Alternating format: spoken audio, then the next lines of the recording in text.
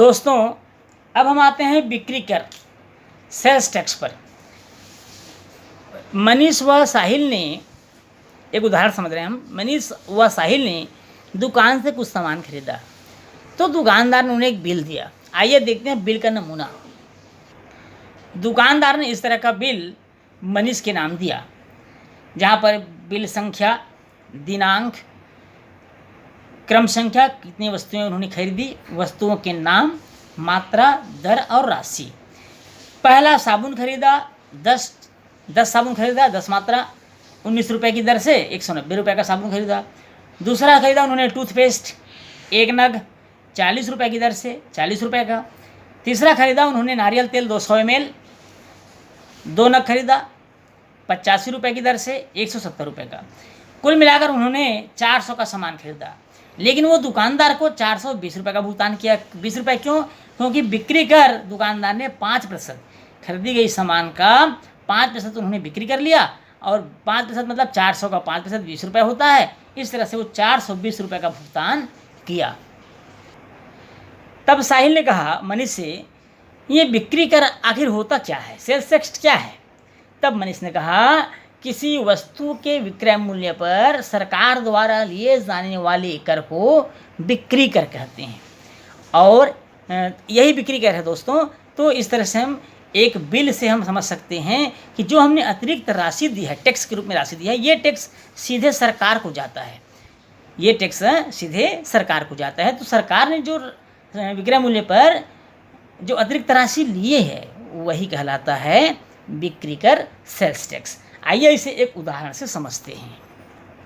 उदाहरण है, राजन ने एक कूलर 8% बिक्री कर सहित 2700 रुपये में खरीदा।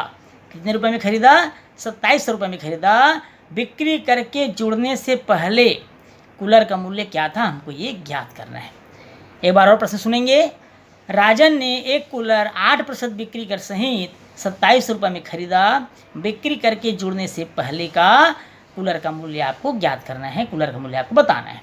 तब यहाँ पर देखिए, बिक्री कर जुड़ने से पहले, अर्थात जो मूल्य हमको दिया है वो बिक्री कर सहित दिया हुआ है। माना कि बिक्री कर रहित मूल्य 100 रुपये है। अब हम हल करते हैं इसको। माना कि, ध्यान समझिएगा, माना कि बिक्री कर रहित कूलर का मूल्य 100 रुपये है। कितना रुपये है? 100 रुपये है। तब बिक्री कर सहित कितना हो? ये तो बिक्री कर रहित था। तब बिक्री कर सहित कूलर का मूल्य, अब 8% बिक्री कर है तो 8 रुपये, 100 रुपये में 8 रुपये जुड़ जाएगा, अर्थात 108 रुपये हो गया। कितना रुपये हो गया? 108 रुपये। अब हम चुकी लगा देते हैं, जैसे इसे पूर्व के सवाल में हमने किया था।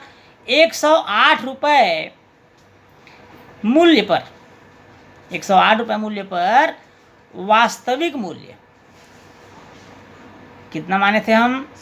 100 रुपये माने थे। वास्तविक मूल्य 100 रुपये है, इसलिए 2700 रुपये। कितने रुपये? 2700 रुपये मूल्य पर वास्तविक मूल्य 100/108 गुणित 2700। अब इसे भाग कर लेंगे आपस में, 100 का 2700 से गुणा करेंगे और 108 से भाग कर देंगे। तो यहाँ पर हमने कर लिया है 2500 रुपये। कितना रुपया? 2500 रुपये। इस तरह हम कह सकते हैं कि बिक्री करके जुड़ने से पहले कूलर का मूल्य कितना था? 2500 रुपये था। कितना था? 2500 रुपये था।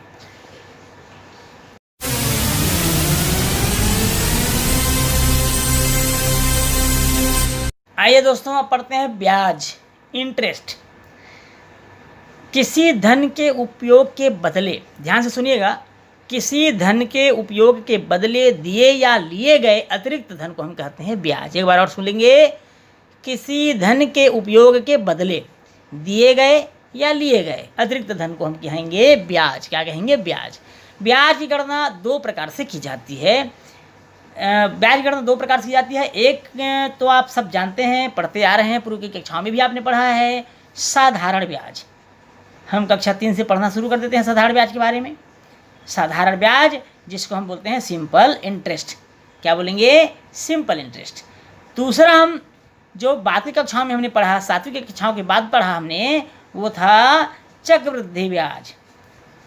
चक्रवृद्धि ब्याज जिसको हम बोलेंगे अंग्रेजी में कंपाउंड इंटरेस्ट। क्या बोलेंगे?